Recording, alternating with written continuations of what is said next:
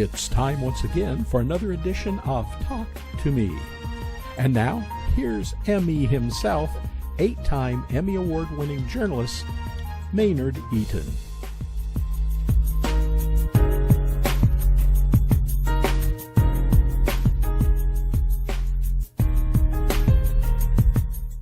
Hello again, and welcome to Talk to Me, our weekly conversation with political leaders like we have this week, and also cultural influencers like we also have this week. Welcome Council President Felicia Moore of the City of Atlanta, and an artist and activist, Okeeba Jubalo.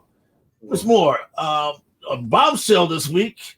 Mayor Keisha Lance Bottoms drops out of her re-election bid. You automatically become the front runner. What do you think happened? Why is that, you think? Well, I think we have to listen to her own words to explain why she decided to get out of the race. But what I am going to do is what I was doing when she was in the race, and that's staying focused on making our city safer, making sure that we do it with transparency, ethics, and accountability, and making sure that we get the city services that the citizens are paying for. So I'm focused on making sure that I win so that I'm able to deliver those to the citizens. Okay, but you know politics as well as anybody. Yes, you're an artist, but you're an entrepreneur and an activist. What do you think happened? What are you hearing from your constituents, folks you talk to, about why Mayor Bottoms no longer wants to be mayor? I think a big part of it is she was punching. She's not in the right weight class. Like, I love using a sports analogy. And when you have someone who's a lightweight fighting a heavyweight problem such as crime, such as the problems with entrepreneurship, the arts, everything that's really in the city, that takes a heavyweight leader. And I really don't feel like Keisha's a heavyweight leader. You know, she's more of a show horse than a workhorse. So it made sense to step out of it. Council President Moore, there are those who suggest that while you're the front runner, there are others biting at the bit, like former Mayor Kasim Reed is said to be announcing on Memorial Day. I don't know if that's true. Antonio Brown, a council member who works under you, has announced, as you well know. Andre Dickens, I'm told, is thinking about running. And of course, Sharon Gray is all the way into the race. What is your plan to distinguish yourself from your competitors, President Moore? Well, first of all, I'm distinguished from them because I am a different person, and I believe we all bring a different skill set. I've been around city government for a while. I have the knowledge base. I really know on the ground and currently what the issues that we need to tackle in our city and the challenges that we're going to be faced. And I also have around me people with great ideas, along with those ideas of my own, to be able to bring what we need to bring to the table, which is probably unique from what we've done before, and solve those issues. So how I distinguish myself from them is that I have more experience and knowledge base than them about what the issues are of the city and how to address them. What is wrong with the city? What do you think is going on here now? It seems many folks think something's run afoul. Was it the mayor or the issues that were not solved or curtailed? Well, it's the culture of city government, and I've been a student of it for a while. And I believe it starts with the culture and how people operate and how people even treat their elected officials. In Atlanta, elected officials are more celebrities than they are the actual people that do the work. And when the citizens look at them in that way, you get a different result sometime. I'm one that wants to get in there and roll up my sleeves and get the job done and get the work done. And not just the Bottoms administration, but I can go back many administrations where several basic fundamental things that you need to do to operate a city have been neglected. And so that is what I really going to have the skill set to tackle, are those things that are not apparently seen by the public, and others that are fundamental basic things that if you don't fix those, you're not going to get the other results that you want to have out of city government. Well, Council President Moore, you look beautiful today, but thank you. Perhaps, like Okeeba said, you're a workhorse and not a show horse. Okay. Well, can I clear that up? Workhorse can be beautiful as well. That's what I was going to say. I'm a beautiful workhorse. You know, some people are only built for what it looks like, but you're built for what it looks like and what it needs to be. Thank you. That's a good one. I'll keep it. I'll keep it this weekend, the 29th of May. You're doing something called Atlanta, our home, our artists, our legacy. We themed this show, the politics of art. Will this 29th event be about politics or about the art Atlanta has to offer in terms of its expression about politics? Can you explain what you're doing and why you're doing it? Well, it's a combination of both. I believe that as a creative, you know what I'm saying, you need to be able to actually be within the networks, the government network, you know what I'm saying? And it makes the city better, it makes the culture better, it makes everyone better when you have people who are on the ground. Because if you look at so many different movements that happened here in Atlanta, it came through the arts and everything. But unfortunately, with the current leadership structure, that tends to be not the focus at all. So a part of what we look at with the Atlanta exhibition is being able to showcase some of the amazing talent that's here in Atlanta, and also being able to partner with the government officials, with the wonderful Miss Felicia Moore also, you know what I'm saying, to be able to say, hey, look, Atlanta, this is who represents us. You know, so we need to wrap our creative powers around her, stand behind her, and also lift her up to be able to move the process forward. Because if we don't work together, we already know what it looks like when we don't work together. So we don't need another 4 years of that same regimen. So the Atlanta exhibition showcases the amazing talent, while at the same time, it bridges the gaps between art and politics. And within the scene, I tend to be the big mouth who doesn't have a problem saying certain things, but I back it up also. So I make it a point to make sure that the politicians know, hey, we're here to support, but we're also here to be supported also. You're pretty good with that paintbrush too, Okeeba. I do know that. President Moore, as I understand, you've already raised $500,000. That's an amazing jumping off point. Okeeba's trying to raise you some money. Does art and art community matter to your campaign, and to what degree do you say? Well, art matters to the world. I mean, everything that we do is integrated in some aspect of art. I just want to tell this quick story because we started off in my council president's office with STEAM and More Girls in STEAM, exposing young middle school students who are in our more vulnerable communities to science, technology, engineering, and math. Well, now it's STEAM, because as we went along and we realized when they were giving their presentations, when they were doing their storyboards or their demonstration boards, that many of them really had a lot of art talent. And so we're now talking about STEAM and making sure that arts is incorporated. And that's what I want to see in the administration. What are those inflection points that we can incorporate art more than we've done before? Atlanta has been a supporter of the arts, but how do we incorporate that more in our everyday policy making and the things that we do in the city? Well, as you well know, former Mayor Maynard Jackson started the Atlanta Arts Advisory Committee, or I may have the title wrong as we speak about it, but arts has always been a part of the city council, the city's administration. There are those who suggest, though, it's kind of waned, and that artists, perhaps because of the pandemic, or perhaps because of politics, have not gotten the support they really needed. Will it become a major part of your administration, you think? Sure, I believe in. I know I've been supportive over the years of our grant funding. So we need to look and see what we can do with that, and how maybe either we can increase it in our budget, and if not, how we can get others to help us increase that so that we can supply it to more people. I believe the arts community, I hear from them the same thing that I hear from other communities. Yeah. And that is, people feel that they don't have an opportunity to bring their information, their knowledge, their talents to the table. And I want to make sure that we open it up so that people who have not maybe had the opportunity to intersect with city government to have that opportunity. And arts is one of those areas where I heard people say, I just really haven't felt the love from the city, and I would like the city to do better.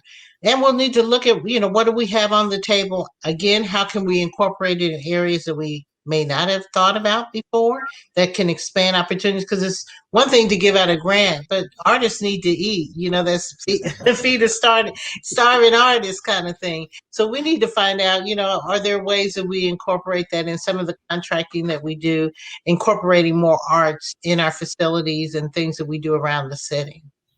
Okay, but what would you say? You were going to run for mayor, then you said, well, no, let me rally around President Moore.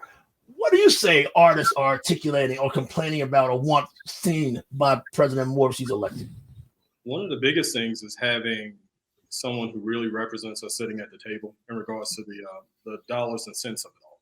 Because unfortunately, in the space, whether you're not as Fulton County, City of Atlanta, or any of these pockets, there's a common complaint of saying, hey, there isn't enough money.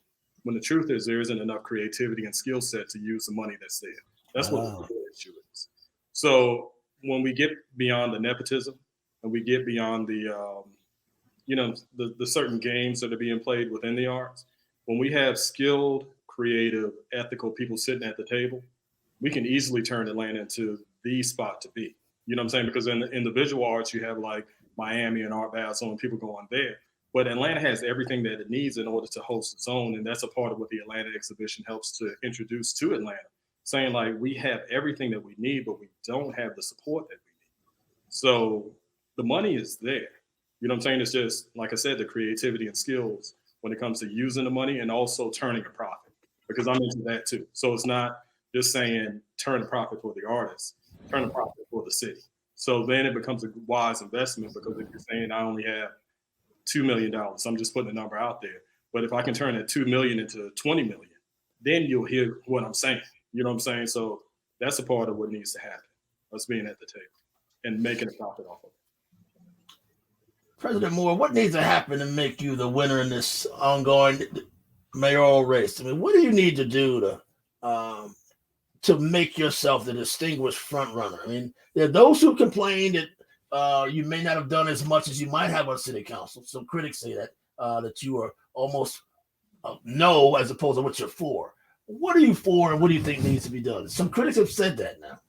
Well, and I think the critics that say that you might have to tell me who those were for me to give you a reason why they say that.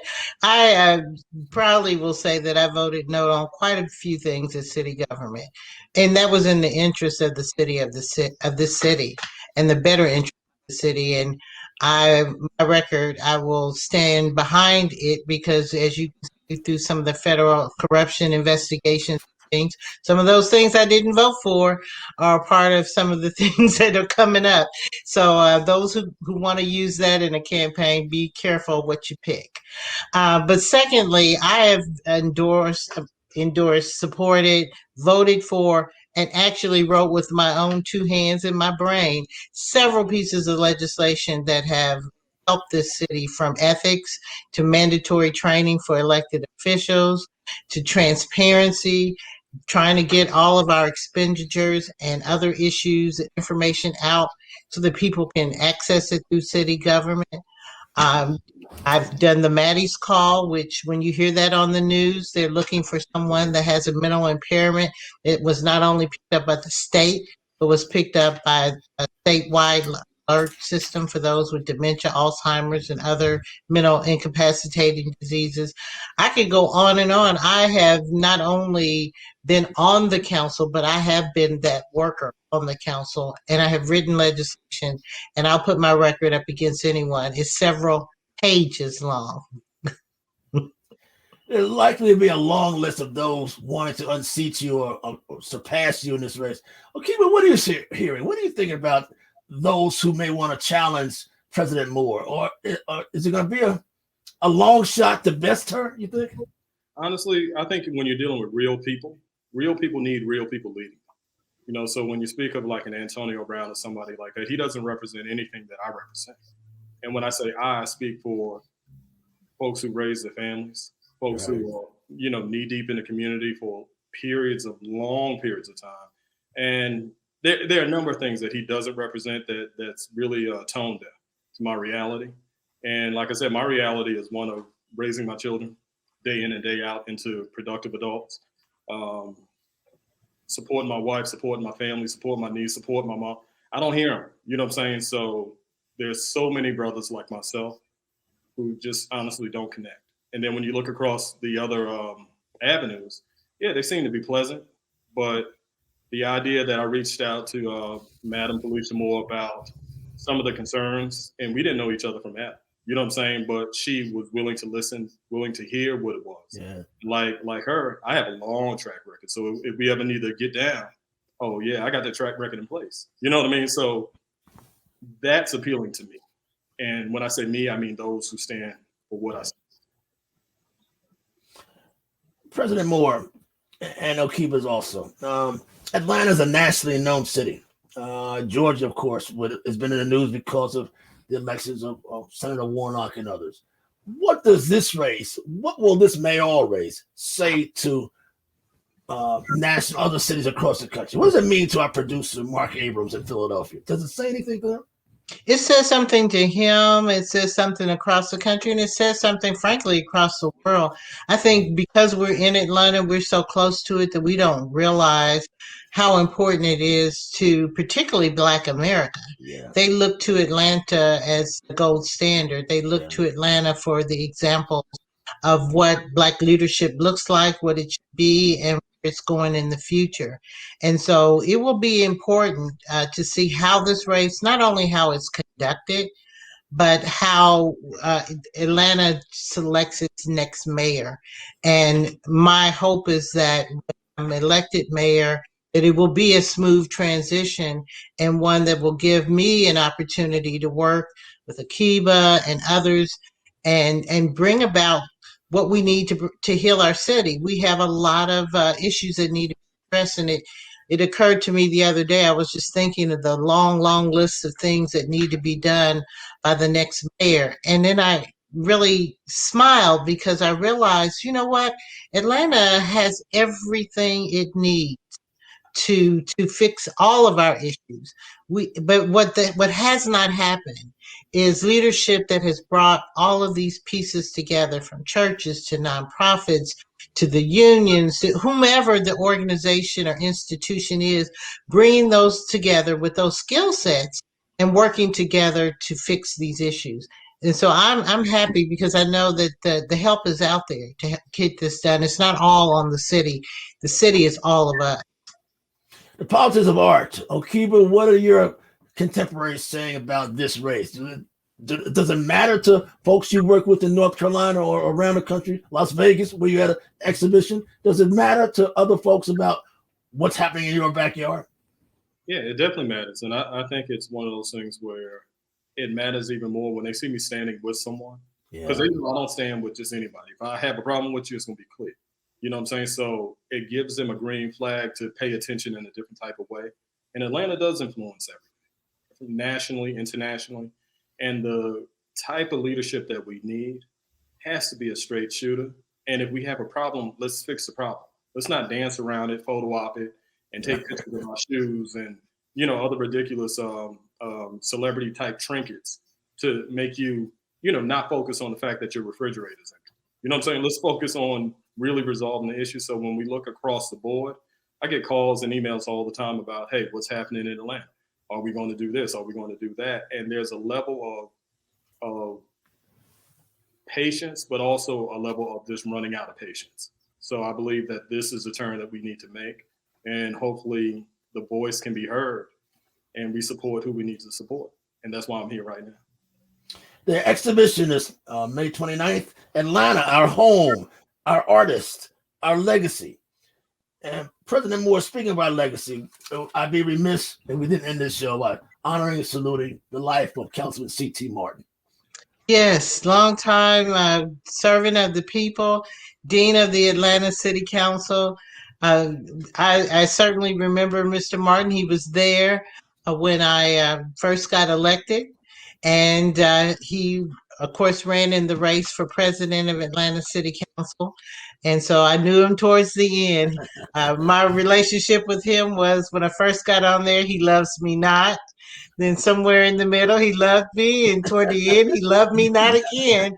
But he was very consistent and he worked very hard. He really loved being an Atlanta City Council member and really especially being the Dean of Council.